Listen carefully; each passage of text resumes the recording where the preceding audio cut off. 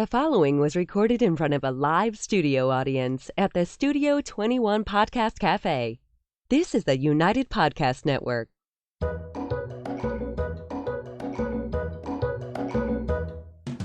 Welcome to the Quirky Dog Podcast, inspired by some of the quirkiest dogs you can ever imagine, and the owners who love them. This podcast is brought to you by the quirky couple themselves, Scott and Jess Williams. Their aim is to educate and entertain. Here's Scott and Jess.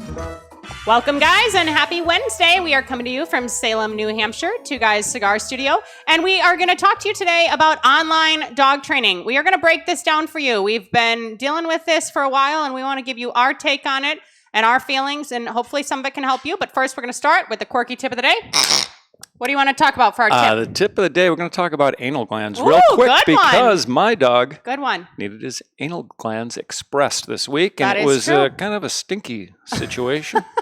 That is true. So an important thing with dog ownership is to look at your dog's behavior as it relates to rubbing his butt on the ground, everything else. Jimmy came in the other day. He had a little bit of loose stool. I don't know. I looked under his tail, and he had a little bit of swelling. And I don't know. It's 2020 moving into 2021. There's been a lot going on in the world right now. It didn't look like an impacted anal gland. I wasn't totally sure, but we brought him to our vet because we're like, whatever, we'll just make it happen. I should have done his glands at home, but I am not very equipped to do that, and I'm since going to be learning. Anyway, we brought him in. It was just glands, and it's an important thing that you have your groomer, your vet, or even yourself be able to do it. And with Jimmy specifically, it was a bone issue.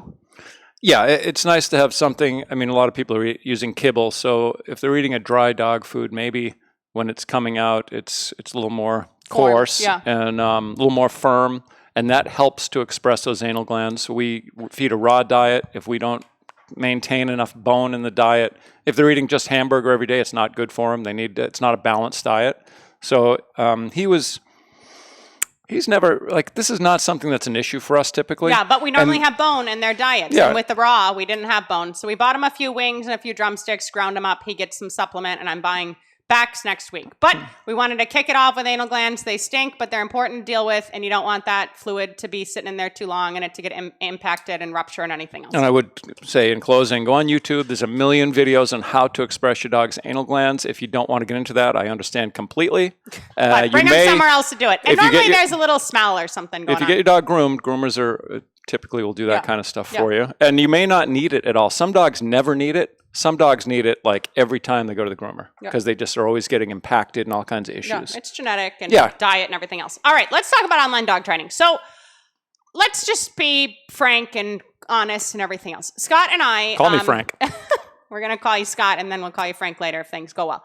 So Scott and I have been doing in-person dog training for the entire time we've been together. We thought maybe we could segue and get out of it and, go online and serve more people and everything else. So we really delved very deeply into this market, I would say, and we learned about it from a lot of different areas and everything else. Since that point, we have our podcast. We love our podcast. We're kicking off our podcast for the year. We're sticking with our podcast. We're committed to our podcast.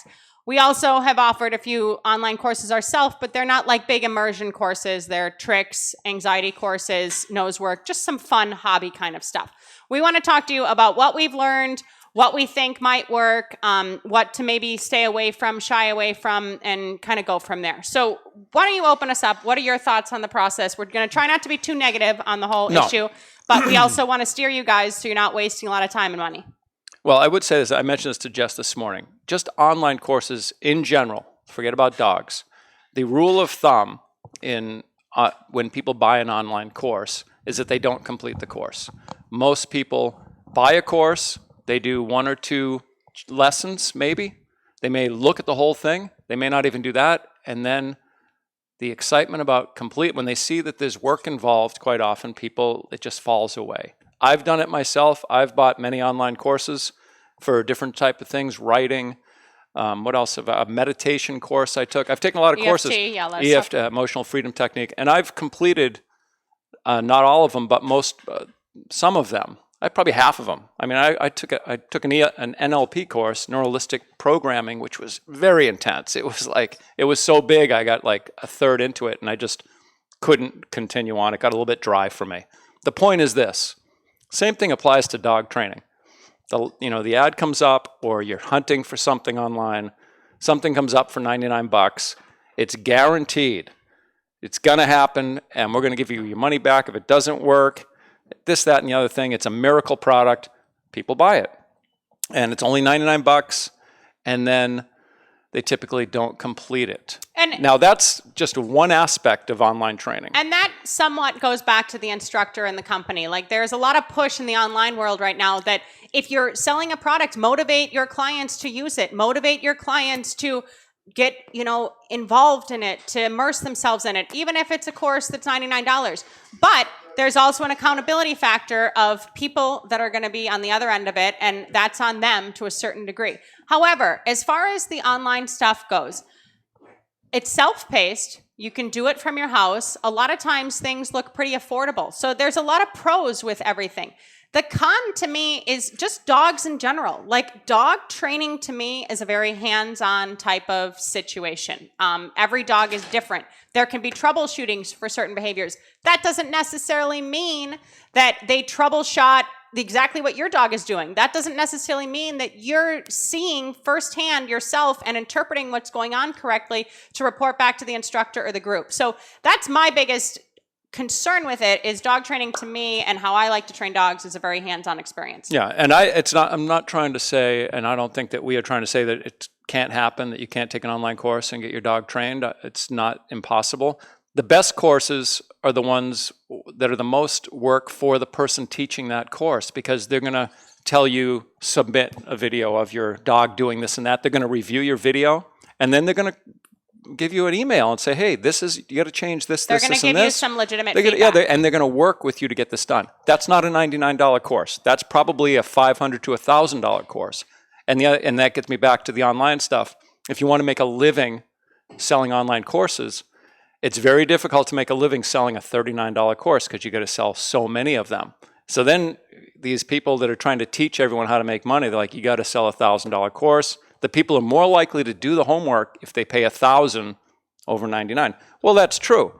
How many people want to spend $1,000 for an online course? Especially when you're not going to get any in-person training. Yeah, So people want to spend $1,000 in person. We have been at this game in various senses for a year and a half, and your big head honcho online dog people have really been out there for about a decade, and there are some very ethical, very heart-centered entrepreneurs and course builders and membership sites out there, and we're going to get to some of that. And I would say, if I'm going to talk about companies like that have really good programs, they're more sport kind of programs. They're more peripheral programs. They're not these behavioral programs that you may be facing as a pet owner with aggression and anxiety and potty training and everything else. So let's just say that right off the base, that what we're talking about, if you're going to be spending that much money, then maybe you should look at some in-person stuff. Like, there's going to be a fallout there, online versus in-person. For obedience training specifically, it is very hard to teach someone leash mechanics. There's a lot of people doing hybrid online training or full-on online training with e-collars. I guess e-collars are a little bit more mechanical. Personally, Scott and myself would never do an online course for e-collars. That's not to knock anyone that has or say that it isn't working. We don't go and buy everyone's courses and deal with all that. We have other stuff to do. But that's more of a mechanical tool that you can say, deal with this, do this. Dealing with a leash with a dog, it's very hard to say, like, okay, you want to move the leash this way, you want to do this. It's harder to relay those mechanics, let's say that. And as far as the online courses go, and why Scott and I wouldn't do like an e-collar course, so to say, Scott makes people do 3 classes with him with an e-collar minimum. Like, if people buy a package of classes and they say, oh yeah, the last class of the 4-pack or the last class of the 8-pack, like, oh, we want to do e-collar. He says, I'm not going to sell you an e-collar. Like, we're not doing that. You need to learn 3 classes, and Scott likes to be there and manipulate the collar and learn the buttons and everything else. So there's different things that you can look for out there, but for the most part, depending on where you live, if you're not very, very remote, I would try to find some in-person training. There's so much more benefit to being out in the world, working through real life situations, having your dog have to interact with other environments, other trainers, go to the bathroom away from the house. There's a lot of benefit to that, you guys. And you may expose some issues with your dog that you don't know. The dog may act totally normal in the kitchen. You bring him to a new place, he acts completely shell-shocked and out of his mind. Yeah, and I will say, you brought up the dog sports, that I know, and you know more people than me, that are dog sports enthusiasts that do online programs and are very successful with it. Yes. And that goes back to, we talked about the trick training previously. People that have a relationship with their dog, they know how to engage their dog right away. They know what motivates their dog, but they don't know how to do X, Y, and Z. They can take those foundational tools and now jump into X, Y, and Z and have some success there. But we're not talking your average pet owner. It's Yeah. funny. I'm in the midst of a blog post right now, and I'm trying to define pet world, like pet owner, like dog owner versus the dog world. And it is two very different things. But if you are already a member of the dog world, you've had a bunch of pets in your life, and you want to get into sports, there are some really good options for you. When we get back from break, we're going to talk to you more about the specifics of what to look for and maybe what to avoid. And hopefully, if you've considered online training before, we're giving you some good things to think through before you purchase. What makes Karada beds chew-proof? Only Karada beds have a patented design which secures the fabric inside the frame, making it totally inaccessible to jaws and paws. Your dog can't chew the fabric because we've hidden the edges inside the rails. Dogs love Karada beds. See why? Karada beds come in a variety of custom sizes. You can even add a fleece pad on top for extra coziness. And these beds can be used both indoors and outdoors. But best of all, our beds are easy to clean. Just wipe them off or hose them down.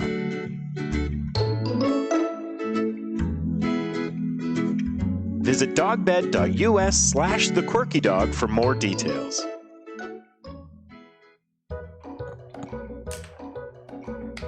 All right, we are back, and we are going to do the quirky question of the day. So the quirky question of the day was, what do we do when we get a rescue that doesn't work out? And I think this story may top it for me in 10 years of some crazy stories. So go ahead and tell them what happened. Well, I got a call the other night from a woman in California that met me about 20 years ago at a seminar. And she stumbled into me because I'm in the state of Maine. We're in the state of Maine. She had a client that she's now involved in a Malinois rescue. And this person got a rescue about 40 minutes north of us in Maine. The rescue, though, came from Dubai. So they were just told, this dog is great. The rescue paid a lot of money to get that dog shipped overseas, to get it to this client who said, hey, we want to take this dog. And they get the dog to their house, and the dog is, biting at the leash when they go for a walk, which, they can deal. These are not new dog. These are not first-time dog people. It was a Malinois, which is like a police dog or a military dog or a SEAL team dog. And they already had 1 or 2 Dutch Shepherds, so they weren't brand new to working dogs. Yeah, this wasn't just a they knew what they were getting pet into. dog owner. Yeah. They had a crate. They were doing everything right. And the dog's, first biting on the leash, and then start showing aggression towards the man in the house. And they've only had the dog 4 days. The woman's got the leash. The dog is now starting to lunge towards the guy. The woman had enough sense to say, okay, let's go for a walk. I'm going to hand you the leash. You work the dog and kind of take control and establish a relationship with this dog. He takes the leash. The dog goes from jumping and biting at the leash to grabbing his finger. He's like, oh, I wasn't there, but I would imagine he gave some kind of a yell.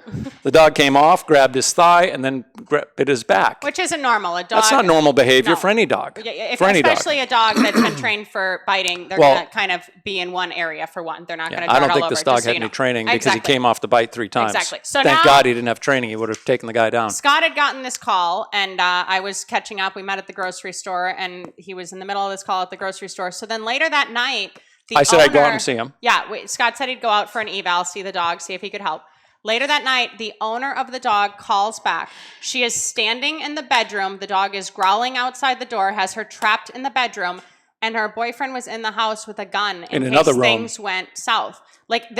She had called, she's like in this moment. Like, this is the position she's in, calling us, which we had not met her. We had not met this dog, everything else. So, we were trying to help to the best of our ability. So we told her some advice that she'd gotten from another trainer about not to walk in and square up on the dog and be confrontational. The dog was taking treats. Anyway, she got the dog in the crate. Animal control came, took the dog in the crate, in the leash, in the muzzle, with whatever on, and the dog is gone. So if you have a rescue that is not working out, this is as extreme an example as possible. But if you have a rescue that is not working out, especially in the first few days, please try to get that dog into a safe place away from your home, no matter what the circumstances. Do not feel bad about it. And God rest its soul, I hope that dog is peacefully sleeping and euthanized. Oh, and I would say not working out doesn't mean that the dog's poorly behaved. Yeah. Many dogs are poorly behaved. You got to get some training. Yeah, you got a dog, let's get some training. Yeah, but let's create some structure. Behavioral stuff seems like it's not working, any aggression, that kind of thing. And I just want to say lastly with the rescue, if there's no aggression issues, you got to give the dog at least 4 to 6 weeks to settle in and with some training and get him into a new routine. 100%. Be fair to the dog. Yeah. But if it's not working out, contact your rescue. If it's not working out with the rescue, contact other professionals. Don't just act like we made this bed, we have to lie in it. And I would say just in closing, the only things, in addition to aggression issues, that I wouldn't tolerate is extreme anxiety. If this dog is just not comfortable in its own skin and it's nothing, it's comfortable nowhere. But what they did, and it was the right thing, call for an eval from a trainer, get a professional's opinion if you're not quite sure. This was above and beyond a trainer. Mm-hmm. That's some crazy stuff. That lady doesn't need that, and I'm glad everyone. Let's let it go. I don't think online training would have helped that situation. Exactly. That is a good point. So let's get to that, you guys. So online dog training, these pitches that you're getting in your feed, this is part of the reason that Scott and I were kind of like, this doesn't necessarily seem ethical. So the people that are making big money are literally pitching like, pay me $97 and I'm going to fix every problem from, top down, and it'll be great and your life has changed. And I'm going to give you some examples of specifics of that. Also, we had COVID, right? We're all staying at home. Everybody's like, jump online. It's so easy. It's easy peasy. Well, there's a lot of tech to that. And the tech isn't as hard to master, at least for me. It's always changing, and that's just how all technology is. But there's a lot of tech to learn. It's not just like a quick, all right, let's switch over. And then there's a lot of things to fish through and fish out. So we were dealing with, I guess it was a business consultant or whatever. And they were like, if you want to make money online, first thing you have to do is give us $5,000. And that's, what we're going to set you up for your program and everything else. And he was telling us there's a lot of places that are converting. So some of the examples that he sent that were converting, this is can I just a $97 course. We talked with this gentleman on the phone and we told him this isn't working in our industry. And he said, oh, no. And he brought up 4 or 5 examples of dog trainers that were doing it, and now I'll let you take over. Yeah, so one of that was a course that was $97, and within that, it said, believe it or not, all dogs have some aggression, even if you call it something else. This video applies not just to overtly aggressive dogs, but all dogs must watch. For $97, this was an add-on. It's going to fix your aggression. That's great. That's awesome. I wouldn't even do an online consult with aggression necessarily. Aggression gets hairy. Aggression can go south quickly. We've seen a lot of it. Real aggression can be very concerning. So that's great that it's working, but that was concerning. Another thing that we had, if you cannot for any reason get your dog successfully trained, use our system. All the bonus information I'm giving you. You can fire me as a dog trainer if it doesn't work. I'm so confident that the techniques, you'll be successful. You'll be contacting me with a testimonial, everything else. This was a program that was $538, and he was selling it for $39.95. So for under $40, you can have, I'm getting really fired up about this. You can have everything in the bag. Sign me up. Yeah, I mean, that's a big promise. That's a big promise, you guys. That is a big ask. There was a course that I found that I did like. I haven't bought it. Brain training for dogs. It was $47. It sounded cool. Maybe that's some good stuff. There was the secrets of potty training. Potty train your dog in 7 days or less. I have not heard of a puppy or an adult dog with potty training issues specifically being trained within a week or less, but maybe it works, maybe it doesn't. That course was $16. If you guys want to try to reach out and get some other ideas, that's fine, but I don't want somebody to say, I took a potty training course, I paid $16, my dog isn't potty trained, I can't potty train my dog, it doesn't work, I got to get rid of it.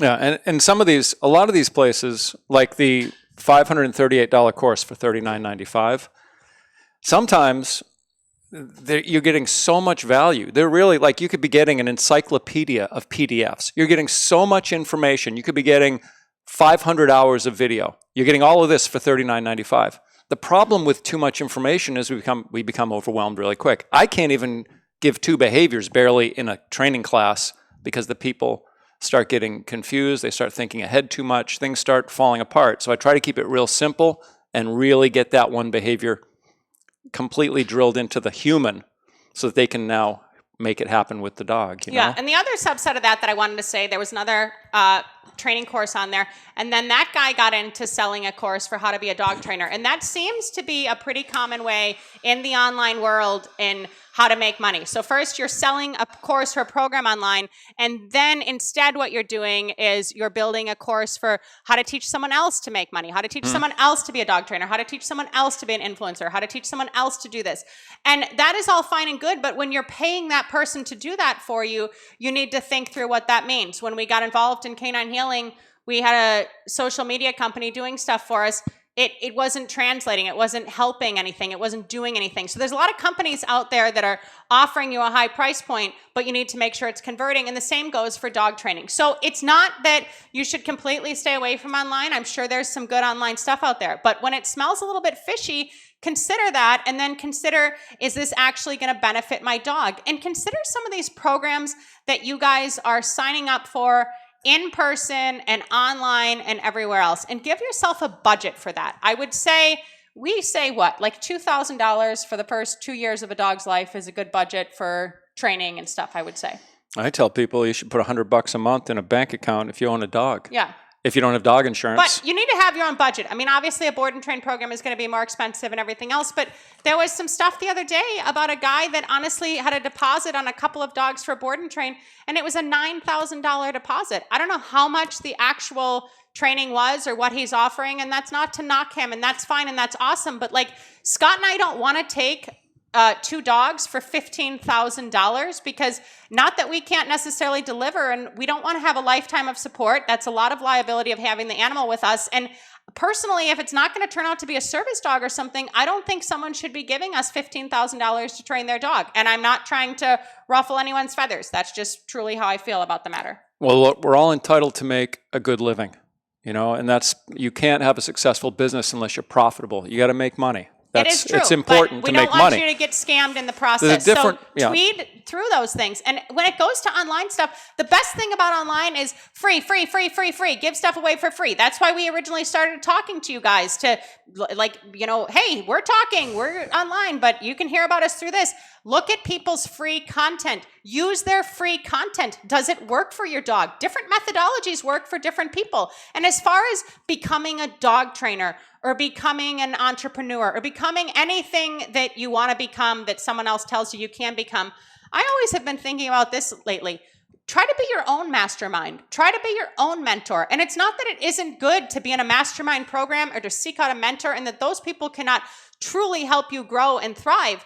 But you need to be that person for yourself also, and that can make a huge difference in your life. Yeah, and sometimes it's even better to commit to being wrong than not committing at all, because when you don't commit, now the dog is looking at you like, what the frig do we do? I don't know. Sometimes it's better, even the wrong decision is better than no decision in some situations. And as far as some of the better programs out there, we've had Susan Garrett on our podcast before. She has an awesome agility program out there. She has a great recolor program. There are some good bite work foundational programs out there for people. Look into stuff, look at reviews, look at the free stuff. And it's not even that an obedience course won't work for you, but if you've taken one and it didn't work, don't give up, guys. Try to go to in-person training and try to do the best you can for your dog. Next week, we are having a super, super exciting episode. I have heard about this company for a long time. I've gotten samples from them. We are having an interview with Farmhounds. You guys, they source their treats awesome. They are super durable for heavy chewers. Everybody's told me about them. Our dogs are loving them. So we cannot wait. We're going to have them on next week, and we will see you then. In the meantime, have a great week. And if you need anything from us, studio@thequirkydog.com. Peace. Keep training. Squeak our pig. I have to keep training Scott.